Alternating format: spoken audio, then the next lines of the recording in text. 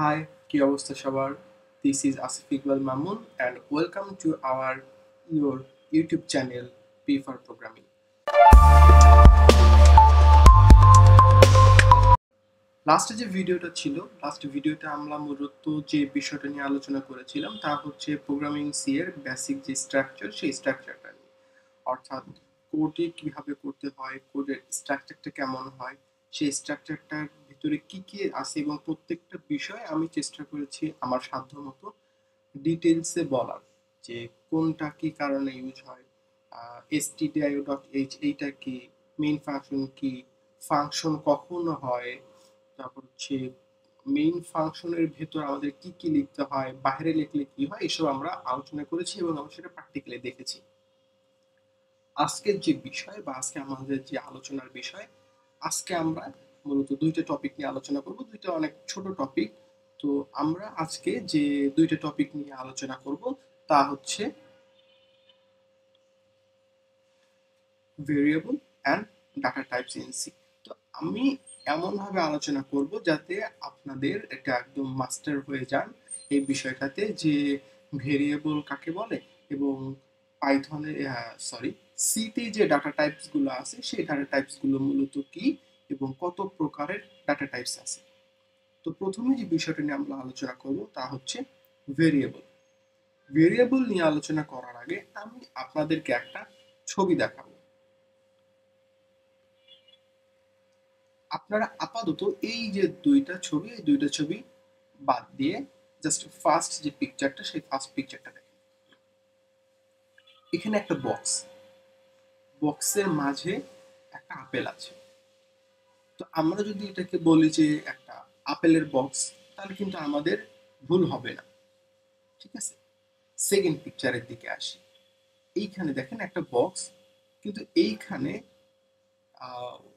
আপেলও আছে প্লাস একটা কমলাও আছে। আমরা যদি এটাকে বলি আপেলের বক্স কিংবা কমলার বক্স, তাহলে কিন্তু আমাদের ভুল হবে, কারণ এইখানে শুধু আপেল বা কমলা নাই, এখানে আরো মানে ভিন্ন ধর্মী বা ভিন্ন দুইটা ফল আছে। সেম ভাবে থার্ড পিকচারটার দিকে যদি আমি আসি, এইখানে দেখেন এখানে কি আছে, একটা হচ্ছে আপেল আর একটা হচ্ছে আনারস। তো আমি যদি এটাকে জাস্ট বলি যে আনারসের বক্স, তাহলে কিন্তু ভুল হবে, কিংবা আপেলের বক্স তাহলেও ভুল হবে। এর কারণ এইখানে আমাদের ভিন্ন জাতের দুইটা ফল আছে। এখানে যদি শুধু একটা ফল থাকতো তাহলে আমি বলতে পারতাম যে আনারসের বক্স কিংবা আপেলের বক্স কিংবা কমলার বক্স। এইটা বলার কারণ হচ্ছে আমাদের আজকের এখনকার যে টপিকটা ভেরিয়েবল এর সাথে সম্পর্কিত। ভেরিয়েবলকে আমরা যদি একটু ডিফাইন করি, ভেরিয়েবল অর্থাৎ কোনো কিছু একটা বহনের যোগ্য, এইটা। এখন এটা কি কি বহন করতে পারে, এই কি বহন করতে পারে, এইটা হচ্ছে আমাদের পরের টপিক, তা হচ্ছে ডাটা টাইপস। ভেরিয়েবল হচ্ছে একটা বক্স যেটা আমাদের ডাটা টাইপসকে বহন করতে পারে। অর্থাৎ আমাদের যে ডাটা টাইপগুলো থাকবে, আমি এমনি বলি, এখন ওগুলো মাথা ঘামানোর দরকার নেই, আমি পরবর্তীতে আবার এক্সপ্লেন করবো। যেমন ইন্টিজার, ফ্লট, তারপর হচ্ছে ক্যারেক্টার, এই যেগুলো ডাটা টাইপ আছে, এই ডাটা টাইপগুলো যাতে সে ক্যারি করতে পারে, সে ক্যারি করার যে জায়গাটা, সেটাই হচ্ছে আমাদের ভেরিয়েবল। এখন হচ্ছে এই ভেরিয়েবল যে বক্সের সঙ্গে তুলনা করলাম আমি কেন, বা এখানে আপেল বা কমলা, আবার একবার আনারস, আমি এইটা বলতেছি কেন, এইটা বলার মূল কারণ হচ্ছে ভেরিয়েবল যেগুলো আছে এগুলো হচ্ছে মানে বেশিরভাগ ক্ষেত্রেই, কিছু কিছু বাদে, ভেরিয়েবল যেগুলো আছে সেগুলো হচ্ছে পরিবর্তনযোগ্য। অর্থাৎ আম, আমি এটাতে একসময় একটা জিনিস রাখতে পারি, পরবর্তীতে আমি চাইলে ওই ভেরিয়েবলে অন্য কোনো জিনিস রাখতে পারি। এটার একদম আহ, খুব ভালো উদাহরণ হচ্ছে, আমরা অনেক সময় মিমস দেখি যে বাসায় হচ্ছে আমরা চকলেটের বক্স আনি, সেই চকলেটের বক্সে চকলেট খাওয়া শেষ হয়ে গেলে চকলেটের বক্সে আমাদের আম্মু কিংবা আন্টি ওখানে সুই সুতো রাখে, কিংবা আইসক্রিমের যে বক্স, আইসক্রিমের বক্সে আইসক্রিম খাওয়া শেষ হয়ে গেলে ওইখানে হচ্ছে আহ, রসুন বা পেঁয়াজের যে মিক্সটা ওইখানে রাখে। দেখেন প্রথমে কিন্তু ওটা ছিল একটা আইসক্রিমের বক্স, তার কিন্তু যে একটা ভেরিয়েবল ছিল সেটা কিন্তু ছিল একটা আইসক্রিমের বক্স। পরবর্তীতে তার কিন্তু ভ্যালুটা চেঞ্জ হয়, ওই জায়গায় রসুন বা পেঁয়াজের বা আদার পেস্ট ওই জায়গায় রাখা হয়েছে। তার বক্স কিন্তু ঠিক আছে, কিন্তু তার যে ভ্যালুটা সেটা কিন্তু চেঞ্জ হয়েছে। প্রথমে ছিল সে আইসক্রিমের, পরবর্তীতে সে অন্য একটা জিনিসে রূপান্তর হয়েছে।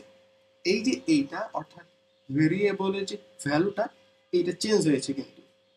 বাট কিছু কিছু ক্ষেত্রে আছে যেটা আমাদের সির ভেরিয়েবলটা একদম ফিক্সড, যেটা চেঞ্জ করা মানে যায় না। যেমন পাই, পায়ের ভ্যালু আমরা জানি যে পৃথিবীর সব জায়গায় 3.1416 সামথিং এরকম, যাতে এটা চলতেই থাকে।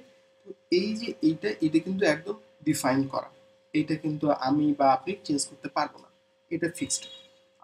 আর এগুলো কিছু কিছু আছে যেগুলো ফিক্সড, আর বাকি যেগুলো আছে সেগুলো কিন্তু ভেরিয়েবল চেঞ্জ করা যায়। অর্থাৎ আপনি আমি চাইলে সেই ভেরিয়েবল চেঞ্জ করতে পারবো। সাপোজ আমি বুক নামে একটা ভেরিয়েবল নিলাম, সেই ভেরিয়েবলের জায়গায় আমি আজকে রাখলাম যে একটা কমিক বই, কালকে আমার পছন্দ হইলো না, আমি এটা চেঞ্জ করে আমি একটা হরর বই রাখলাম। এই যে আমি চেঞ্জ করলাম, আমার কিন্তু ভেরিয়েবলের নামটা ঠিক আছে বুক, কিন্তু একবার আমি ক্যাটাগরি দিলাম কমিক্স ক্যাটাগরি, একবার আমি ক্যাটাগরি দিলাম হচ্ছে হরর ক্যাটাগরি। এই যে একটা ভেরিয়েবলের চেঞ্জ হয়, এইটাই হচ্ছে মূলত আমাদের আজকের টপিক। আমরা দেখব যে ভেরিয়েবলের মাঝে কি কি রাখা যায়।